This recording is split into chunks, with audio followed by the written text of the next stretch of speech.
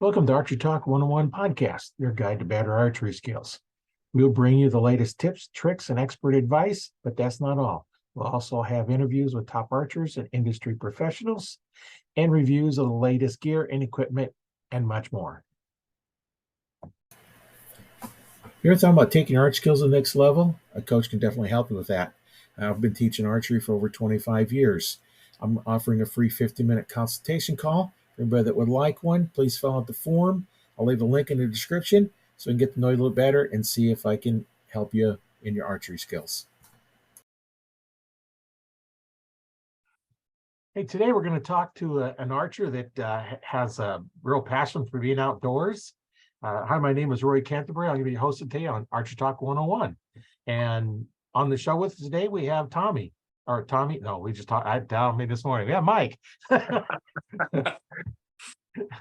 Mike. So Mike, now that I got the name right, all right. Introduce yourself with the correct name. My name's Mike Johnson. I'm from Bristol, Tennessee. I'm just a good old country boy that likes shooting archery, getting people started in archery. I've shot everything from when I started. I've been shooting for 40 years since I was 12 years old. I'm 52 today. And actually a good friend of mine in school, Kevin Woods, and his dad, James, asked me to go to a 3D tournament. Well, actually in 1984, it was a 2D pretty much targets and paper targets on hay bales, what we started shooting at. And then it's evolved from that to the 3D targets we shoot today. And when I went to that, it was just like, man, I love this. And I've not quit it ever since. I mean, I've been shooting since I was 12, like I said, last 40 years. And I started out shooting a compound with no sights because my dad said back then, he said, sights are too high. You're just going to have to shoot the bow and the arrows and do your best. So I done that for several years till I got me a job and I could buy some sights. But I tried the sights, I tried the releases, I've tried scopes, but I'm into traditional archery now. I'm shooting a Hoyt Satori, and I really like the traditional side better because it's just a lot more of a challenge. You know, you don't rely on everything. You pretty much just use the bow and the arrow. And I just went wild over that in the last 3 or 4 years and went through several bows and just can't get enough of it. It just amazes me how you can just take a bow and an arrow and hit the target without any sights or any help. It amazes me, the guys that can really do it good. And that's why I like it. It's just so much of a challenge.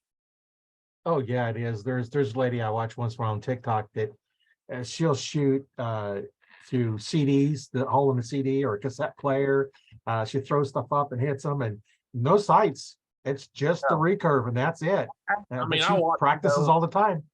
The Vegas shoot was this past weekend. I watch it. The Lancaster was before that. I watch all the ASAs on YouTube every week when they start. But it amazes me, the barebow people. I mean, I get a bigger kick out of watching that. I mean, I know it's hard to hit a target. You know, you got a scope at 50 yards, but to see them guys with no sights or anything, that's really the amazing thing to me. Yeah, it's amazing. So when you're shooting, do you just use instinctive shooting where you just kind of look at the target, or you use your arrow? Or I've done both, and I just pretty much look at the target and I pretty much gap it. I use the end of the arrow, and I'm trying that now, but I'll go back. You know, I've got several DVDs, and I've got a real good group of traditional guys that live here close to me. Just to name a few of them: Jack Rudy, Alan Altizer. Y'all probably heard of him. He just lives 15 minutes down the road from me. He's one of the best instinctive shooters I've seen. Jack Rudy, like I said, Dennis Smith, Bobby Park, Stacy Graybill, Tony Scott.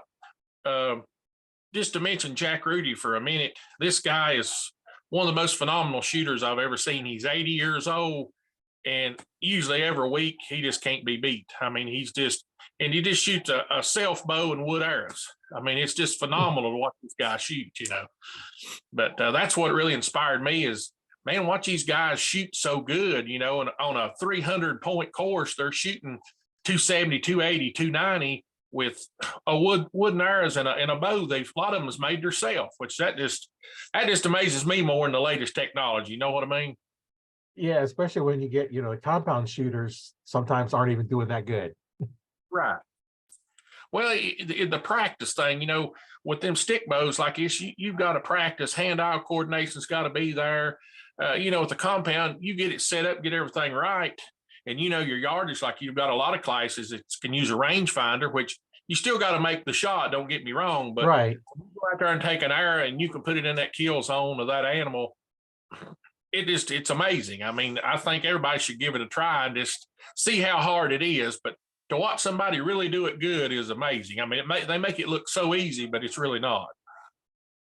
Yeah, I know there's a lot of really good traditional archers out there, and that's what I started. When I started back in the 60s, there was no such thing as a compound bow. No. That didn't exist until the 70s. Right. And I remember the first time I shot a compound bow was actually my brother's. He bought a bear whitetail too. And I shot it, and I shot it for quite a while, and I finally got my own. But yeah, I've been pretty much exclusively compound, but I have a recurve that I shoot once in a while. We have a Bill Iverson says, "What's up, brother?" in the chat. Hey, Bill. Yeah, it's always fun to get people in to make comments in there, and oh yeah, and it just we're all archers. Basically, if you're an archer, we're a friend. Oh yeah, that's me. I'm on Facebook. Anybody that knows me knows I'm on Facebook a lot. And I've actually started some pages, just a few of them. Appalachian Archery Addicts is one, Tennessee Trad Mafia is one, and Stick and String Cowboys is one. And we just video a lot, our tournaments and stuff like that. And then I'll come home and put it on these sites just for other people to try to get people that's not really know what's going on with archery, get them involved. That's what I like to do. Either, a young person or even an older person, it's never went. Once they go and see how fun it is, it's like, man, I want to go with you, next week, and just get them started, which I like that. It makes me feel good to get other people interested in what I like, Yeah, learning archery and becoming an archery instructor in 95, then having my own store, about 20 years ago. I started, I had a store. I bought a sporting goods store, and here in Omaha, because I'm in Nebraska. And right. It's amazing how many people that get out there for the first time. And then after I closed my store, I worked at Cabela's and Bass Pro both. It was Bass Pro first, and Cabela's, then they merged. But right. In archery, and it's amazing to take somebody that's never shot before. Yeah, even adults. Kids you get this all the time, but adults never shot before, and work with them, and all of a sudden they shoot, and that first shot goes off. Because whenever I sold a bow, I also taught them how to shoot. I didn't say, "Well, here's a bow, go away." It's like, you're going to have an hour's worth of instruction with the bow. At that time, it's like, that's $100 with added on to the value of the bow that you didn't pay for. Because I wanted you to know how to shoot. I wanted you to enjoy it. And it's amazing how many times somebody would shoot and that first shot would go off, and it's like, oh, this is fun. I want to do it again. Exactly. Yeah, it's like a lot of people go these 3 days. What are you talking about 3D? They don't even know. How long has these tournaments been going on? I said, well, I've been doing them since the 80s, and they was going on before that. Now it's blew up. It's bigger than it's ever been in years now. There's more shoots, more clubs, more going on, more to watch, more YouTube videos. And I watch a lot of YouTube, and it's just amazing to watch these guys and how much they want to help you, be better at what you do. Well, I know in 95, when I become an NFA archery instructor, I put my instructor patch on the side of my 3D rig, for my quivers.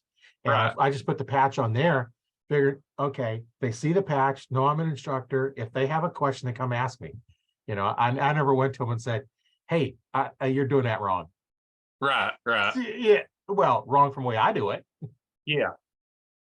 And it's just a lot of fun, teaching. And exactly. And like you said, and I said, I've been doing it for 40 years, but now I learn something all the time, every day, that I didn't know, especially this traditional archery where I hadn't been into it very long. I'm learning things from these guys. I mean, they can tell you something in 10 minutes that would have took you 6, 8 months, or maybe in a year to figure out yourself. That's what's so good about it.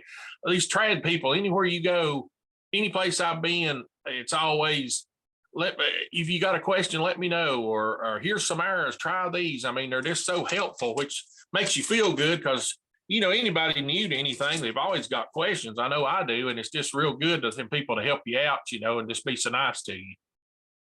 Yeah, and I know, being archery as long as I have, and then having an archery store when I close the store, of course, I have a lot of stuff left over because I sold the fishing part of it off. And so I Right, have all the supplies and I got boxes full of archery stuff. So, somebody's like, hey, they're starting out, they can't afford this stuff. It's like, right, and not the best respite, it's brand new. Never been yeah, used. exactly. Yeah, I I was a like PSE dealer, so a lot of my stuff's PSE, but right. I had a lot of PSEs when I shot compound. I bet you 10 or 15 of them. I mean, they love to see me come in the archery shop because if something new come out, they say, hey, come back here and look at this bow. Won't you shoot it? And I said, I don't want to shoot it. I'll buy it. About 2 or 3 days later, I got there and pick it up. I've done that forever. yeah, I used to tell people that when they come into the store and it's like, they're looking at it and it's like, want to shoot it? Well, if you shoot it, you're going to buy it. You're going to want to buy it. I've been there. Yeah. And sure enough, it's like, oh man, this is nice. Just Yep. every year they come out with new ones. And nice thing with what PSE did is they had their main line and then the Right. pro line. So if Pro you was line. actually a pro shop owner, you could get those bows. And Right. nice thing about the way they did it is the main line changed every other year. Well, the years in between, the Pro Series changed. So you had 2 years to sail the same bow as brand new because they didn't change anything on it. Got you. And, so you at least had, 2 years before you had something new come out. Exactly. Yeah, technology's just put it in high gear for the last several years. I mean, it's amazing the speeds on these compounds and, the releases they've come out with now and the targets look surreal. And it's just a good time to be in archery right now, in my opinion.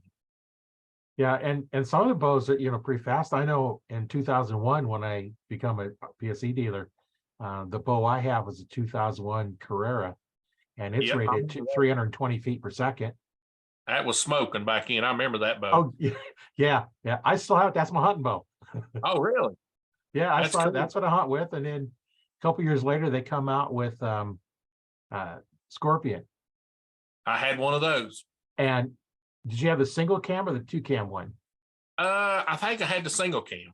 Okay, you got the same one. I still have that one. Yep. They had that 1 year, and then the next year they come with 2-cam, then they dropped it for some reason. I don't know. If you look on the data sheets, they only show the 2-cam one. Right. I had when they come out with that AR, I had one of those, archery. Right. They was not, they was quiet. But now getting back to PSE, I had the Stingray, the little short, it wasn't like 30 inches axle to axle, and it was awesome for a tree stand. But yeah, I got a little bigger since back then. So I hunt from a ground blind all the time now. Turkey hunting, deer hunting, whatever, pig hunting, whatever. I'm a ground blind man. Yeah. Nice thing about the ground blind is you can move around a little bit. Exactly. And up here in Nebraska, it's nice because it's a little warmer. Oh yeah, cuts the wind Get out off. of the wind. Now, a lot of people ask me, said, are you afraid of heights? I said, no, I just ain't really afraid of heights. It's just I carry so much stuff plus a tree stand. And, if you walk a long ways and if you end up lucky enough to kill a deer, you got all that stuff. Plus you got your deer to drag back out. But I said, now, trust me, the falling part is always number one. Safety is always number one. But now, I don't tell a lot of people this, but I have fell out of my seat while I was in my ground blind, but it didn't hurt me because I didn't have that fur to fall. Yeah.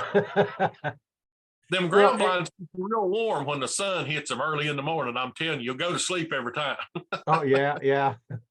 I've done that. I was out turkey hunting one time and I was like, it's nothing's moving and I don't hear any turkeys or nothing. I'm kind of dozing off. I kind of dozed off and all of a sudden I heard this whack. Yep. I kind of come in and attack the plastic turkey decoy. Oh yeah. Like, I've had cows come in, attack them, knock them over, and all kinds of stuff. But I love them blinds because I've had stuff just so close you wouldn't believe it. It's just amazing how close something gets to it. Yeah, I like the visibility out of a tree stand. Oh, I do too. You can see all over, but exactly. That's one of the things, the bad things about a blind. You can't have that visibility like you can with a tree stand. But what I tell a lot of people, if it's raining, they're worth every penny a ground blind is because They ain't 100% waterproof, but you'll be a whole lot drier in one of them than you will in a tree stand. Right. Tree stand, you're getting all of it unless you put those little Right. umbrellas up above you. And, Yep. you know, and then it's up so high that it's probably not going to help you anyway. No, especially if a wind's blowing. Yeah. Yeah. I remember one time I was in a tree stand and it wasn't a real big tree. And the wind, for some reason, just blowing like crazy. And if a deer come by, I wasn't gonna be able to shoot him because I had to hold on to the tree stand, make sure I didn't fall out. It was moving. It's like moving back and forth, and it's like, oh man, that's.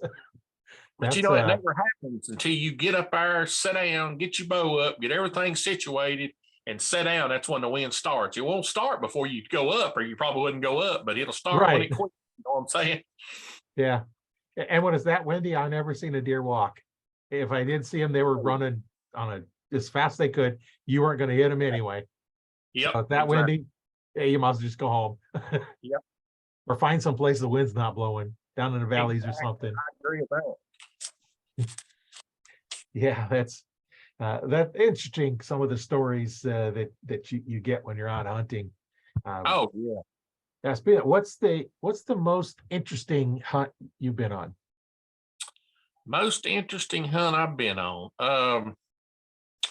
Probably have to be a hog hunt I went on in 1994 over in North Carolina.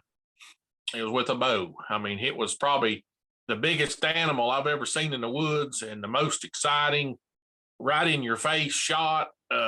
End up shooting 4 times, and I was shooting a Mountaineer Ultra Cam at that time with 2114 aluminum arrows, Terminator 125 broadheads.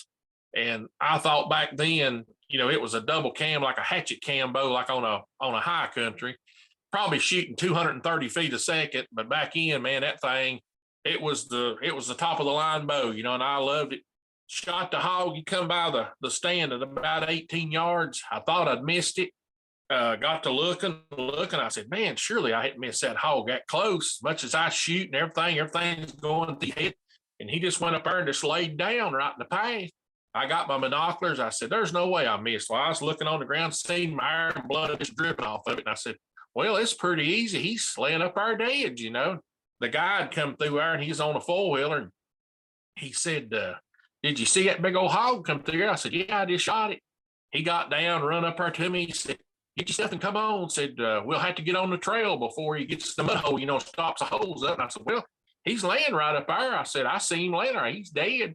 He said, no. I said, they just play like that till you get up on them. And then he said, they'll hurt you. He said, if he gets up, you just throw your bow down, grab a hold of the tree, lift your legs up. He said, it's too good. I said, well, he ain't moved in 10 minutes. And he said, well, come on, we got about, 15 yards, I guess. He said, can you hit him from here? I said, yeah, I'm pretty sure. He said, well, shoot him again. I said, okay.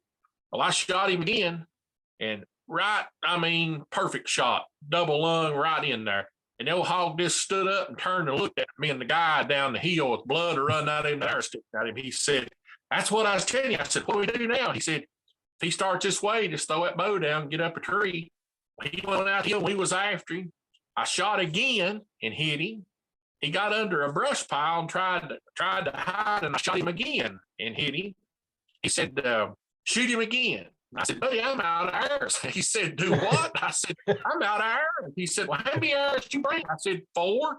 He said, well, where's the other arrow? I said, it's down there in the ground. I shot through him the first time. He said, well, run down there and get it. So I run back down there and got it, come back to the fire, and end up shooting him, and finally killed him. He weighed 272 pounds.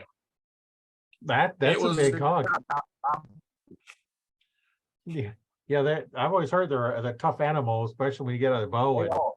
They are. I went out hog hunting once and trying to get on the bow, and then last day we ended up getting, buddy brought a rifle. Instead of setting up for an archery shoot, they just assumed there was 2 guys going to hunt rifle. It's like, no, I want to shoot out with my bow. So I'm kind of standing in the doorway, wait for them to come by, and it's down in the southern part of Texas, and so the next day I was able to get a couple with the rifle, but hey, why not, right?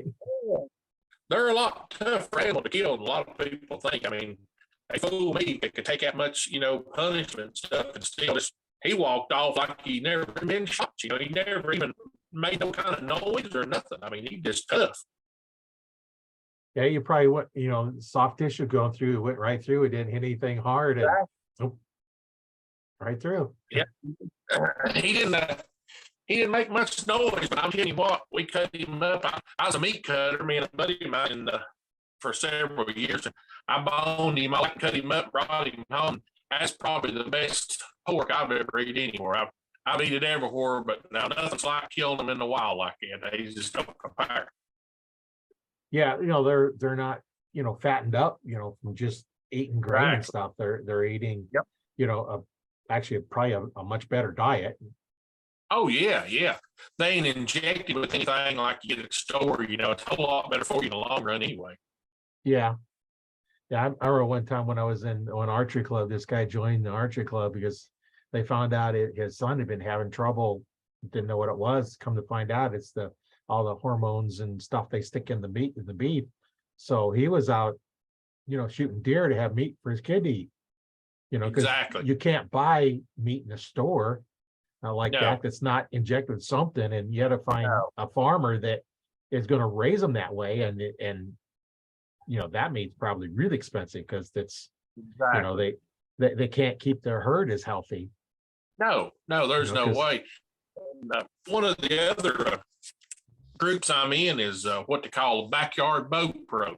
I'm in the Southwest Virginia section of it, and it's just a group of us. We all deer hunt, we bow hunt, we rifle, we muzzleloader. And what the main thing that backyard bow pro does, it feeds the hungry. We got a processor we take the meat to. They process it and they give it out to people in that area, like needy families or people just want meat that can't buy it. They ain't got enough money to buy it. We donate all our deer we kill every year to the families in this area in Southwest Virginia, which I think that's a great thing to do. Yeah, there's several other programs out there that hunters feeding hungry, and you have extras. Sometimes you get more than what you can really use, and yeah. Especially when you can get sometimes 5-10 deer in a year. Especially here in Nebraska. They're pretty good sized, and oh yeah, big ones. Yeah, I could probably eat 2 or 3 deer in a year, but when I first started, one deer lasted a year and then some because they didn't know how to fix it. And as you learn how to fix it, then it goes on and on and on. And there's one year my freezer was full and got another deer, and so I just okay, jerky time. It lasted about 2 weeks. My kids want jerky before it's ready. I've never seen nobody turn down jerky. Never. No. No, even if they just think it's regular beef jerky, when they eat it and it's like, it's good. You tell them it was deer, and it's like, oh yeah, but it's they say it's good, and when you find out what it is, me, I'm kind of the other way around. Yeah, it's a whole lot better for them anyway. If I leave, Yeah, there's no fat in deer jerky. No, not at all. If you do, it's not gonna taste good. No. So do you shoot a lot of 3D tournaments then, or? Yeah, I shoot. Well, we've got a couple clubs. They really like to shoot. They'll shoot one if the weather's permitting, right on through December, January, February. But most of the time around my neck of the woods, which is around Tennessee or East Tennessee, mostly start out around last of February, 1st of March. And then they'll run every weekend until about bow season in September. I mean, there's somewhere to shoot around here every weekend, and I've got a lot of indoor leagues that shoot indoor dots and stuff like that. But I mostly just do the 3Ds on the weekends and stuff, and I don't shoot many indoors. I like the 3D. I just like it a lot better than I do dots, Yeah, I prefer to shoot the 3Ds instead of the targets. I do target shooting because that develops your skill. You're going to hit your target. And then I like the 3Ds because it helps you in judging your yardage. So now put the two together, and now then, okay, I know I can hit the spot. I know the distance, so I know I can hit it. And now then it's all for hunting. That's why I look at it. There ain't no me personally, I'm not too enthused about target shoots. you know, just No. shooting at the spots. You know, they don't do much more of a, I'd rather go to a 3D tournament and Oh, I shoot would those. too. Yeah. But there's a lot of people that just love shooting those, the red Oh, spot yeah. targets. It's And amazing. Like the Lancaster shoot and Vegas shoot. I mean, thousands of people are shooting from all over the world. There was people from Spain, China, the Netherlands, everywhere shooting up at Lancaster. It's fun to watch, but you know, it's like you said, I'd rather shoot 3D. I like to be outside. I like, you know, scenarios set in the woods like I'm going to hunt it, just more realistic, and I just like it better. yeah, that's, you know, each person's gonna be a little different what they're enjoy doing. And, Right. you know, As long as they're shooting bow, that's fine. You know, whatever you like to do, Yeah. that's just my own personal opinion, you know.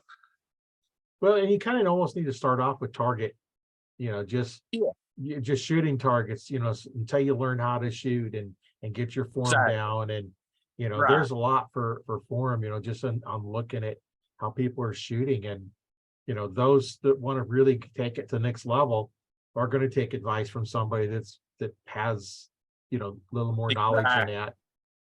Right. So do you don't have a compound anymore then? Is that what you said? No, I don't have a compound. I've got actually got a set of limbs ordered today, and I've got a riser, and then I'm waiting on the mailman to come out. I bought another Hoyt, a Fred Eichler edition Hoyt with the limbs and everything. I'm waiting on it to get here today and set it up. So I can tell everybody, you always do two bows. Something might happen to one. Right. Yeah, that's why I have my hunting bow and my target bow. They're both camoed, and then I have another Right. one that I was able to get for a real good price. And you know, it's a Right. bear. That's not a PSE, it's a bear in a snow camo. But I haven't got it set up because Right. I just never set it up. Right.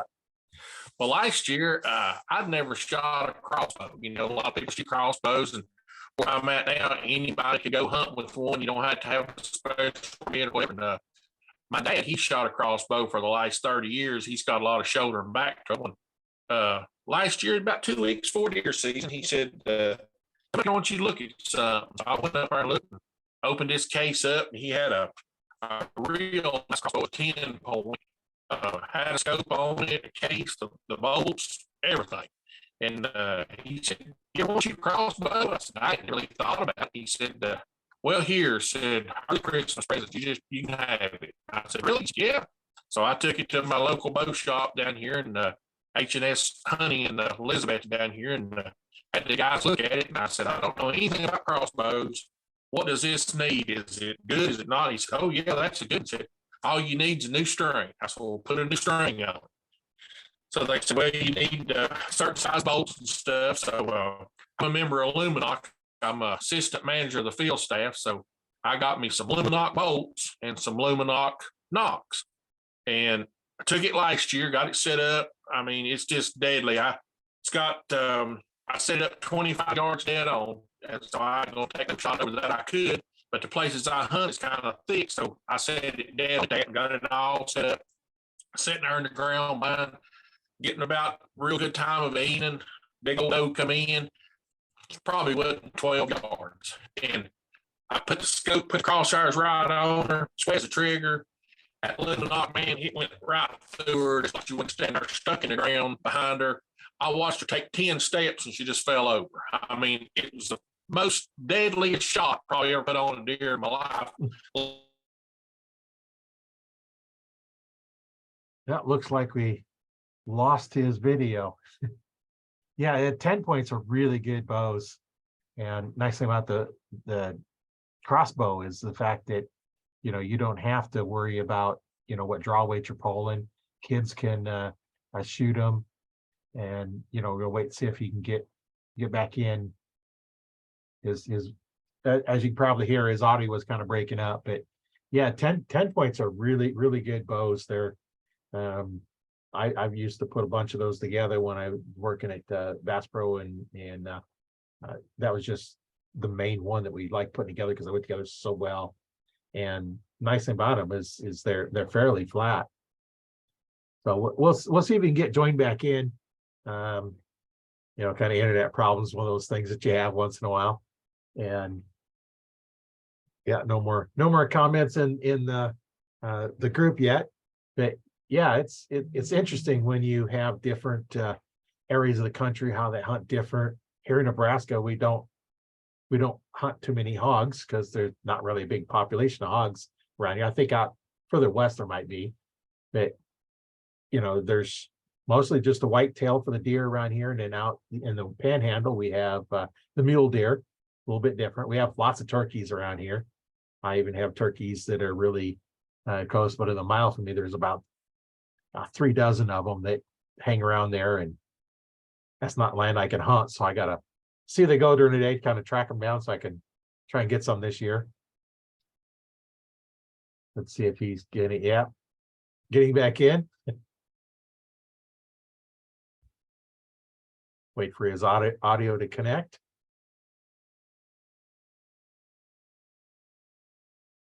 And it should be here pretty soon. Oh, yeah, lost him again. Well, he'll get back in. So yeah, it's been really really interesting talking to archers on the podcast. There we go. Looks like we're just about there.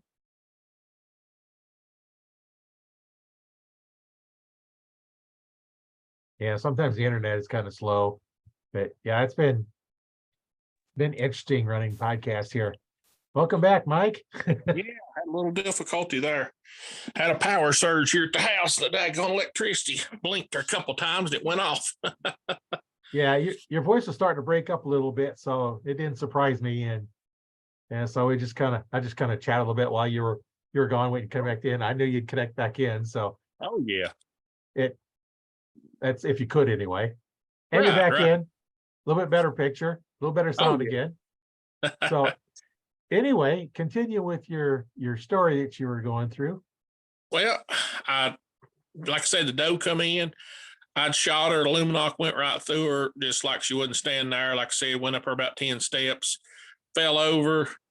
That's one thing that I really like about these Luminoks. I hadn't been, like I say, I'm on the staff and stuff for the last 2 or 3 years. Never used them before, but I don't see why, because it was getting right at dark. Is that time if you're going to shoot something, it's going to happen. And I can't tell you how much these Luminoks have made a big difference in my hunts. Like, for instance, you don't know where you'd have missed that deer or hit it. You could see the Luminok. I could see it 50, 60 yards from where I'd have shot. If you was looking 50, 60 yards down in the holler where I was at, you could see that Luminok shine. And went up there and got the deer. Just like recovery, I could see her from the blind. End up gutting her right there. Got her heart. I just wanted to see how close to the heart I got. It was a perfect cut right through the heart. Just exactly good, clean, quick kill like you always wanted. And I was just happy it could be. Yeah, that's it's always nice when you can track them. I know on my hunting arrows, I have a reflective white wrap on them that I put in down below the feathers. I shoot feathers. I still do. I'm just kind of old school. I never advanced to veins and shooting traditional stuff. That's really what you want to shoot, because you got to shoot the feathers. Yeah. And so I put the wrap on there, and there is one time I was looking for my arrow, and I was like, oh, at night, use the LED flashlights really shine there, and it was just glowing. It was underneath an evergreen tree. I'd have never found it otherwise. Oh no. So I've shot, out here shooting these recurves and stuff. I always don't hit what I'm shooting at, could shoot low, could shoot high or whatever. But like I say, these Luminoks, we've shot them at the tournaments. You can walk right over, even in the daylight. You can look down there and not even have to get close and say, right there it lays. I mean, it saves you arrows. You know where you hit your game. If you missed it or you hit it, save you a lot of sleepless nights. If you think you hit it, you didn't hit it or whatever. They're just the best lighted nocks I've ever used, my opinion. They're the best. Yeah, that's the only ones I've used or know about. There's probably other ones that are out there, but if I'm gonna get a lighted knock, it's Luminok. Oh yeah, all the way. Yeah. All the way. Light them up with Luminok. That's what the slogan is. And it's exactly that. Light them up. I mean, it's the best knock, like I say, out there. I'll never use nothing else. Well, and sometimes, the little slogans are actually facts, like Muzzy's bad to the bone.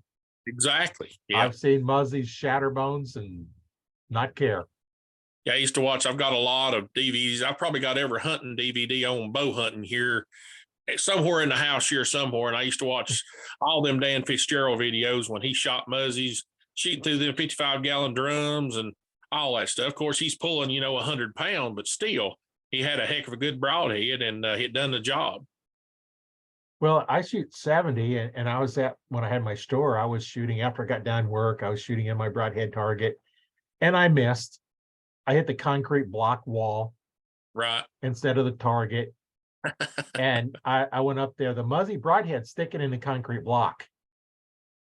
I wouldn't doubt that at all. They're tough. The insert cracked in half, Right. and the shaft cracked back about an inch or two and was laying on the ground, but the broadhead was stuck in the concrete block. Exactly. I still use that broadhead today. Yeah, I mean, why wouldn't you? Yeah. On the Backyard Bow Pro team, we use Grim Reapers, and I've never had a problem with them at all. I use the cut on contact where I shoot recurve or whatever. But now out of that crossbow, I use the cut on contacts and the expandables, but I've never had a problem out of either one. They either real good blood trail, easy to follow tracking. And I'm a type of person, if I use something and I don't have no problems, I won't switch to nothing else till I do. Once I have a problem with it, I'm done and go to something else. But the Grim Reapers, I've never had no problems at all, and I'll keep using them. Yeah, my first broadhead, when I got my first set of broadheads, I asked the lady at the shop, it's like, well, which broadhead should I shoot? She said muzzy. I still shoot muzzies. Right. That's what's on my arrows now. Now I switched from 4-blade down to 3-blade 100s, but right. I switched from the 4-blade down to the 3, and right. I think I was shooting 125s 4-blades. Now I'm that 100 grain 3-blade because right. my arrows are so light. The PSE arrows that I shoot are my target ones are about 370 grains. So I'm right there pushing the limit on grains. Now, my hunting arrows are a little bit heavier because when I got some of those, PSE come out, I don't know if you remember where they come out with the hunter shaft. Yep, I remember those. And they're 7,000 straightness. Okay. And I says, okay, I got some in. I'm going to try them to see how well I can shoot with them. Right. And they're supposed to be 300 spine, but they come in at 400, which is heavier shaft. Right. Now, how their spine is kind of different because PSE goes 100, 200, 300, 400. It's different spine. Other ones go the opposite direction. Exactly. That's what I was fixing. I shoot a 600 spine in these recurves, but it's not like you would say. This is a light, not a heavy. You know what I'm saying? Yeah, it's kind of all weird. It is. Each one's a little bit different, so you can't really use a number. You need to look at the shaft and the specs on it to find out which one you have to have. Well, they sent them in mismarked as 300, but they're actually 400, so they were heavier. It was a little bit heavier shaft, right? Because it's spined a little bit more, so it's gonna be a little heavier shaft.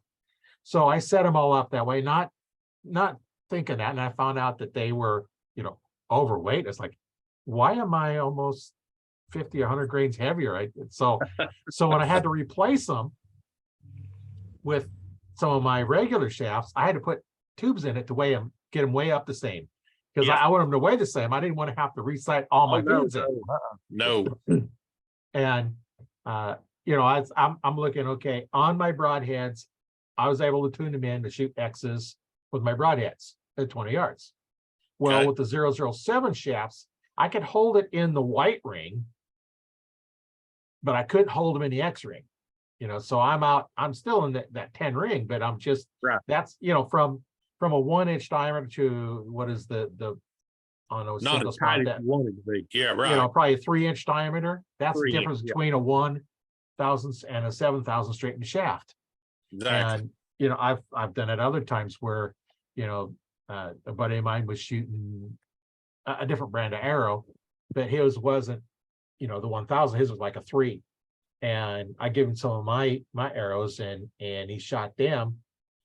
Same draw length, roughly about the same weight. He's shooting a bit lighter weight, and his groups got so much tighter, and that wasn't even the arrows that was really set up for his bow. Exactly. Lighter arrow and straighter tolerances, and I've always hunted with the straight shafts. I used to get the XX 78s, is what I Yep. hunted with. Yep. And a 25, was it? 25-12. 25-12s, yeah, 25-12s. And that's what I shot. And it's kind of weird. On there, I'd buy a new set of arrows for hunting season. I'd shoot them enough to get them sighted in, tuned up, and everything. And then after the hunting season, then I'd take the broadheads off and I'd use those for target.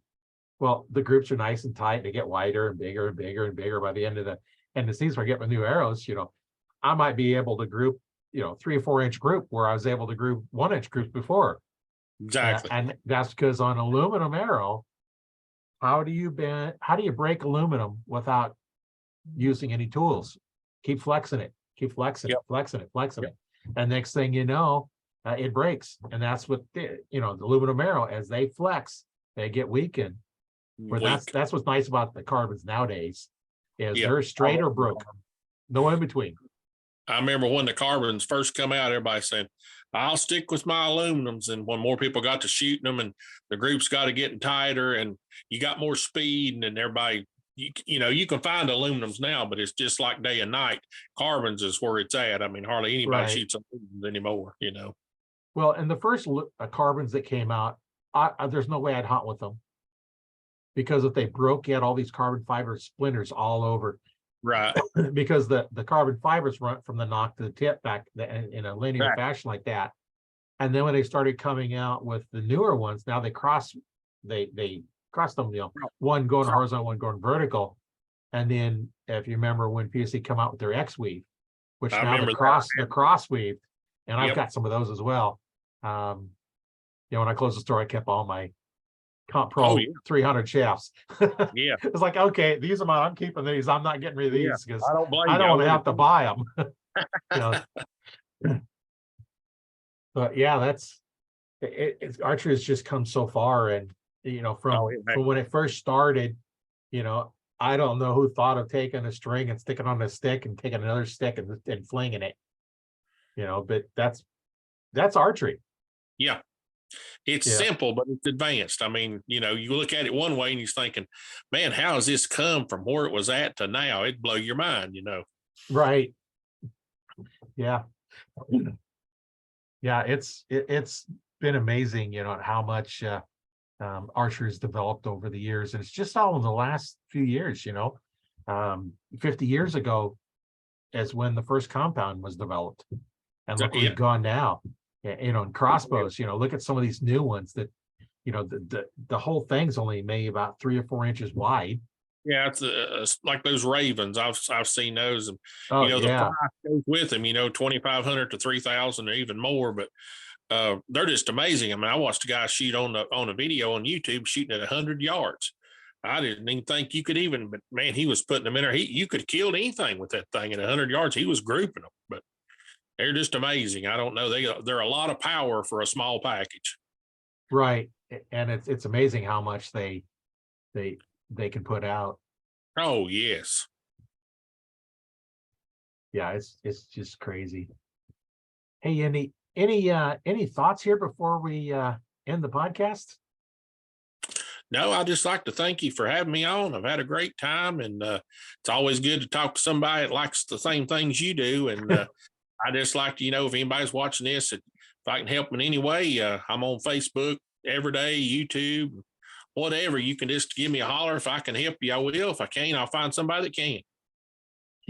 Yeah. It's like I always say, I have an answer for everything. It might be I don't know. I'll find out. Yeah, it's an answer. Maybe not what you want, but it's an answer. So yeah, I'll just have you send the links to those things, and I'll put them in the description so people can contact you. Okay. They'll be in the podcast description, and they'll be in the YouTube post when I bring it up to my YouTube channel. And in the group, they can just message you. You don't have to have any more information in there. Right. So yeah, it's been great talking to you. Been real good talking to you, Roy. I really appreciate you. Yeah. My name is Roy Canterbury. I've been the host today on Archery Talk 101, talking with Mike Johnson about his interesting career in archery, how he started out, and what he's doing with it now. So stay tuned for the next one. They come out every Monday and Friday is when we have a new one come out. So just take a look at the podcast, and we can look on Spotify. You can go look at it there. Or if you want to go to my YouTube channel, I'll have a link in the description. Those come out on Tuesdays and Saturdays. So you have to wait if you're going to go watch the video.